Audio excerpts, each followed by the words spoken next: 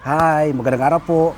Nandito po kayo sa Alfonso, Cavite, dito sa Ningxi Leafy Greens. Makikita niyo po dito sa aking background, ito po, ano po ito, astals kung tawagin po namin, bell pepper. Ito po ay hydroponics method po yung pamamaraan. Makikita po ninyo, yan, maliit pa lang ito, liit pa lang pero may bunga na. Yan naman, yan, maraming bunga,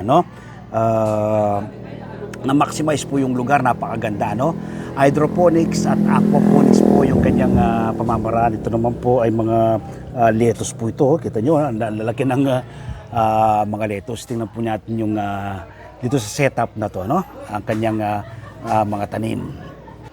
So yan po yung mga bell pepper. Napakadami pong bunga. Yan, totoo. Kita nyo po. Tapos continuous yung kanyang flowering, fruiting. Yan. So, hydroponics po ito. Yan, hydroponics. Ito. Yan, ang gaganda po ng mga bell pepper. Yun. Simpleng pagtatanim. Dito lang po sa harap ng bahay. So, gayain po natin itong Ningxi Leafy Greens sa kanilang pamamaraan ng pagtatanim.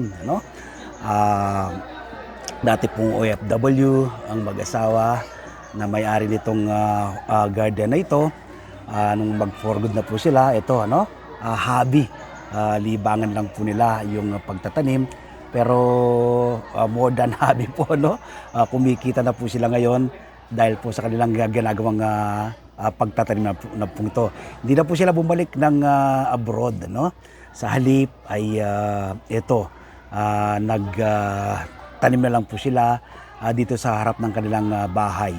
500 square meter lang po itong sukat nitong kanilang kinatatayo ng kanilang bahay nito.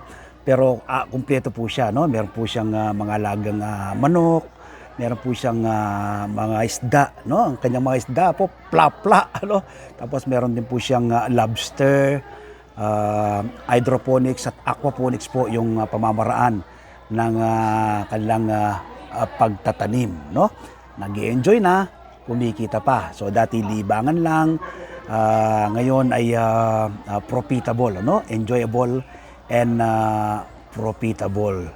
So magtanim din po tayo, Ako po lagi ko po sinasabi, ano po bang makukuha natin kapag tayo nagtatanim? Una po, makakatipid ka.